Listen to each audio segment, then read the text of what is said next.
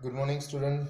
आज हम बात कर रहे हैं सच्चिदानंद हीरानंद वात्स्यायन, सर्वश्रेष्ठ हिंदी के एक महान साहित्यकार है। उसको हम अज्ञे जी के नाम से भी जानते हैं। एंड उसके द्वारा लिखी गई आज की जो हमारी कविता है उसका नाम है उड़ चल हारिल। सच्चिदानंद जी जो है वो यूपी के अंदर देवरिया जिले में कसिया नाम के गांव में जन्म हुआ और भारत की स्वाधीनता संग्राम के अंदर उसने जेल में भी कई वर्ष बिताए, सेना में नौकरी की और रेडियो जिसको हम नाम जानते हैं ऑल इंडिया रेडियो, उसमें भी कार्य किया। जोधपुर विश्वविद्यालय में भारतीय साहित्य विभाग के अंदर प्रोफेसर और बाद में अध्यक्ष का स्थान भी प्राप्त हुआ और इस तरह से जीवन के अलग अलग मकाम पे अलग अलग कार्य मिला और इस द्वारा जो उसने कविताएं लिखी, जो उपन्यास लिखा, वो हिंदी साहित्य को सर्वश्रेष्ठ प्रदान था और उसके कारण से हमारे ये महान कवि को साहित्यिक अकादमी और भारतीय ज्ञानपीठ पुरस्कार से भी सम्मानित किया है। तो हम समझ सकते हैं कि ऐसे महान व्यक्ति, ऐसे महान कवि जब कोई कविता लिखता है तो उसके माध्यम जो है वो बहुत सरल तरीके से मनुष्य जाति को एक संदेश देने का कार्य जरूर करता होगा। और आज का ही हमारा ये जो काव्य है उड़ चल हारिल, ये कविता के अंदर हारिल पक्षी के माध्यम से हमें कवि कहते हैं कि मनुष्य जो जीवन है उस जीवन के अंदर उसकी आंतरिक शक्ति के सहारे मनुष्य बिना किसी के साथ सहयोग के द्वारा अपना कार्य बहुत ही आसानी से कर सकता है।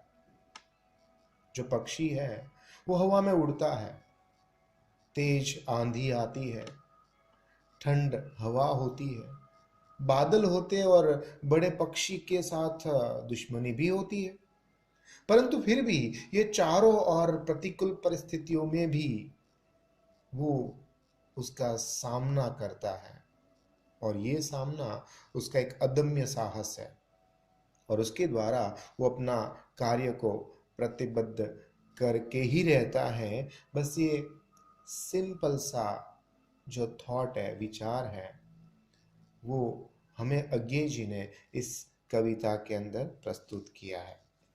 तो समझते हैं कि आज हमें अज्ञे जी क्या देना चाहते हैं।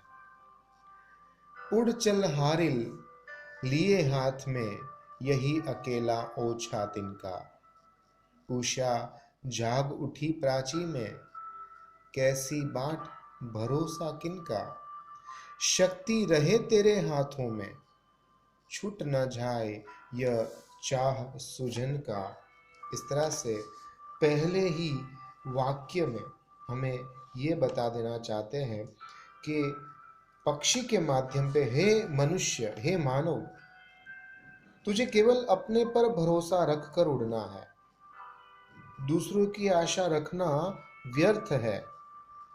वो मुझे सहारा देगा, वो मुझे सपोर्ट करेगा, तब मैं आगे जाऊंगा, ये हमेशा निष्फलता के चिन्ह होते हैं। आपने एक कहानी सुनी होगी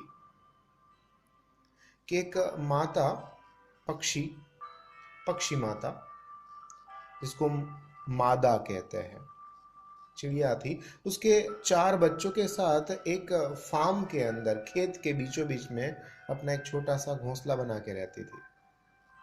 अब ये जो फार्म है, खेत है, उसका अनाज पक गया तो खेत का मालिक अपने बच्चे के साथ उसको देखने आया और खेत के मालिक ने अपने बेटे को कहा कि भाई बेटा, हमारा खेत का अनाज तो पूरा पक गया है, तो क्यों ना कल हम इसकी कटाई कर ले। बेटे ने कहा ठीक है पिताजी, जैसे आप कहो। तो पिताजी ने कहा कि बेटा एक काम करो, फिर चाचा और मामा को सूचित कर दो कि कल हमारे फार्म में कटाई करनी है, एक साथ कटाई हो जाएगी और हम उसको बेचेंगे, कहा खूब पैसा कमाएंगे। ठीक है पिताजी, जैसे आपके आज्ञा। और इस तरह से बेटा और बाप वहां से निकल गया। अब ये बात चिड़िया के बच्चों ने सुनी। चिड़िया ने भी सुनी। बच्चों ने तुरंत ही माँ को कहा, माँ चलो यहाँ से उड़ चलते हैं, वरना कल कटाई होगी, हमारा घोंसला तो नष्ट हो जाएगा, कहीं हम भी दब के मर ना जाए। उसकी माँ ने बहुत अच्छा जवाब दिया कि बेटा कोई जल्दबाजी मत करो। अभी ये जो पिता है ना, वो तो किसी और के ऊपर डिपेंडेंट है, ये अपने ऊपर डिपेंडेंट नहीं है। ये तो चाचा मामा के सहारे जीने वाला है। वो कल आए ना आए उसका कोई भरोसा थोड़े है। पर ठीक है, जैसे आप कहो। दूसरे दिन देखा तो सही में चाचा मामा को भी अपने खेत में काम था, इसलिए वो नहीं आए। पिताजी ने बोला कि बेटा क्या हुआ? चाचा मामा बोला वो भी काम में व्यस्त है, अपने कटाई वो भी कर रहे हैं। बोला ठीक है, पड़ोसी और मित्र कब काम आएंगे, हम उसको बुला लेंगे। वापस से बच्चों ने ये बात सुनी और चिड़िया को कहा चलो माँ उड़ जाते। बोला नहीं, ये अपने जीवन के अंदर तब तक आगे नहीं बढ़ सकता है जब तक ये खुद अपने ऊपर जीना ना सीखे। पर तीसरे दिन देखा कि ना पड़ोसी आए, ना मित्र आए, ना चाचा आए, ना मामा आए। अंत में पिताजी ने बेटे को कहा कि भाई बेटा अब ऐसे ही करते रहेंगे तो हमारा ये अनाज तो ऐसे ही सड़ जाएगा, कल से हम ही उसकी शुभ शुरुआत कर देते हैं। ये बात जब बच्चों ने चिड़िया को सुनाई तो चिड़िया ने बोला कि देखो अब कल ये लोग 100% आएंगे और अपने खेत के अंदर कटाई करेंगे, इसलिए हम यहाँ से उड़ चलते हैं। बस ये ही एक पक्षी के अंदर एक छोटी सी सोच, पर ये सोच हमें महान कर देती है। तुझे केवल अपने आप पे भरोसा रखकर उड़ना है, दूसरों की आशा रखना व्यर्थ है। उड़ने में विलंब करने पर भी तेरा हौसला कमजोर पड़ जाएगा और तुम्हारी शक्ति समाप्त हो जाएगी। पर उड़ेगा तो पता चलेगा कि मुश्किलियां क्या है। बस यहाँ पर कुछ ऐसी ही बातें बताई है कि शक्ति रहे तेरे हाथों में, छूट न जाए यह चाह सूझन की। शक्ति रहे तेरे हाथों में, रुक न जाए ये गति जीवन की। हमें अपने जीवन की गति को रोकना नहीं है, हमें तो आगे बढ़ना है, अपने आप पे सहारा रखना है, दूसरों के आधारित नहीं जीना है। तुम्हें तो और ऊपर ऊपर ऊपर ऊपर बढ़ना है, तुम्हें चीरना है यह दिगमंडल को। हे हारिल, तू दिशाओं को चीरता हुआ ऊपर आगे बढ़ता चल। अपने कभी न थकने वाले पंखों को लगातार प्रहार से तू आकाश में खलबली मचा दे। जिस तिनकों को तूने पकड़ रखा है ना, उसे मामूली मत समझ। वह निर्माण का एक ऐसा साधन है जिसका महत्व कभी कम नहीं होगा। तेरे पंखों में विधाता ने, विधाता, विधाता वो देवी का नाम है जो हमारी भाग्य लिखने का कार्य करती है। विधाता ने प्राणों का कंपन है और तुझ में वही शक्ति है जो विधाता ने तुझे दी है। बस उसके ऊपर विश्वास रख और आगे बढ़। इसलिए हे वारिल, तू अपने आप पे भरोसा रख के आगे बढ़। अनथक पंखों की, तुम्हें थकान पंखों में नहीं आनी चाहिए।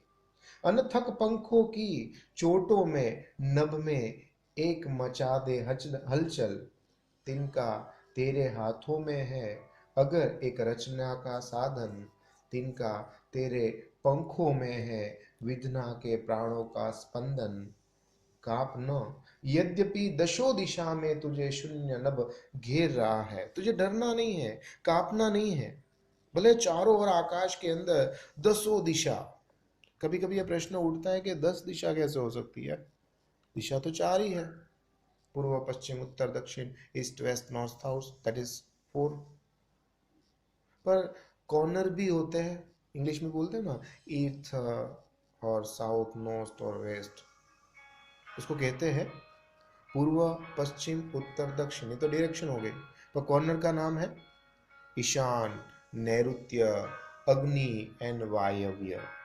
ये 4 कॉर्नर, 4 दिशा, टोटल हुए 8। ऊपर आकाश, नीचे धरती, हो गए टोटल 10 दिशा।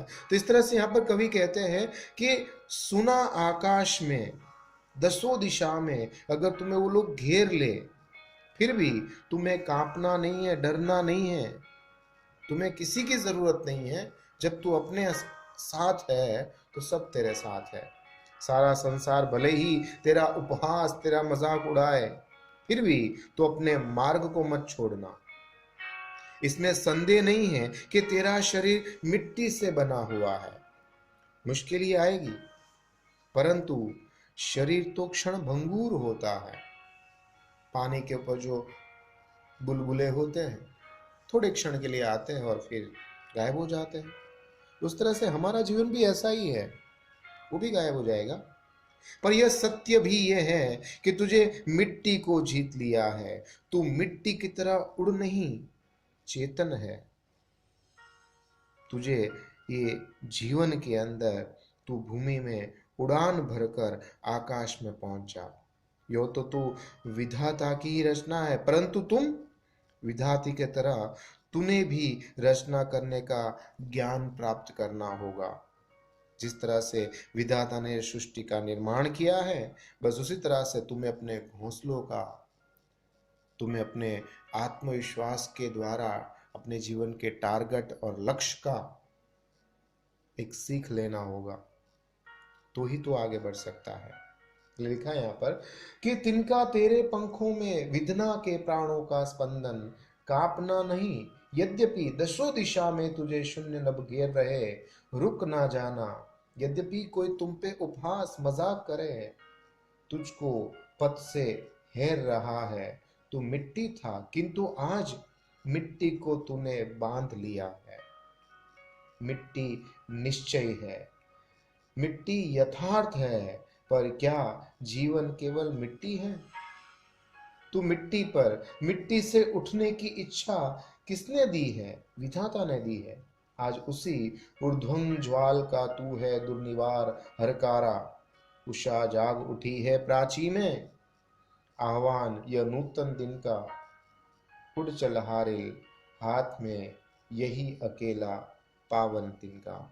ले हे हारिल, तू ये निसंदेह अपने मिट्टी को, इस संसार को बहुत ही बड़ी सच्चाई के साथ, ये लिविंग वर्ल्ड के अंदर, चेतन जगत के अंदर अपनी रचना को बना। यह मिट्टी से बना हुआ जीवन जो मिट्टी नहीं है, परंतु तू मिट्टी में से बना हुआ एक खूबसूरत सा अंश है। मिट्टी से ही तू महान बन सकता है, अपनी इच्छा को परिपूर्ण कर सकता है, और इस तरह से अपनी ऊंचाइयों के द्वारा, अपनी आकांक्षा के द्वारा तू एक हरकारा, मतलब एक संदेश वाहक जिसे कोई नहीं रोक सकता, इस तरह से तुम्हें आगे बढ़ना है। और भगवान ने इशारा भी दे दिया है कि पूर्व दिशा से सूर्योदय की बेला हो चुकी है, अब नया दिन भी निकल आया है। ले हे हारिल, तो अपने हाथ में, अपने पंजों में ये तिनका लेकर उड़। ये तिनका बहुत ही पवित्र है, बहुत ही अच्छा है, और इसके द्वारा तुम अपने जीवन का निर्माण भी कर सकते हो।